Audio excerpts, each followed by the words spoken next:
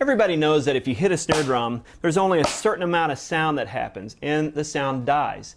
There are percussion instruments that are sustaining instruments, like the timpani. If I hit a timpani, it's going to vibrate, and I can create a long note.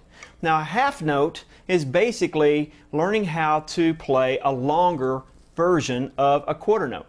If I was on a wind instrument, or maybe I'm on a chime or a bell or timpani, I can actually create a sustain by hitting a single note. Half note, half note. On a snare drum, it really doesn't make any difference. It's always the same sustain. It's a very short note. But what you have to do is, as a snare drummer, learn to count half notes and half rests.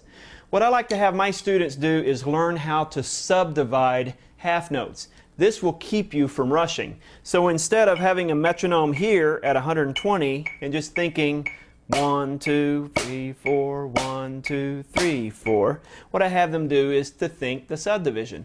1 and 2 and 3 and 4 and 1 and 2 and 3 and 4 and.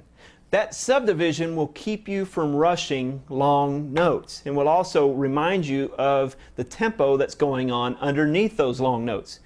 On page number 56 in the back of the book, there are appendix lines, and these will help you learn how to subdivide. The first appendix line is 1, rest, 3, rest, 1, rest, 3, rest, 1 and 2 and 3 and 4 and 1 and 2 and 3 and 4 and.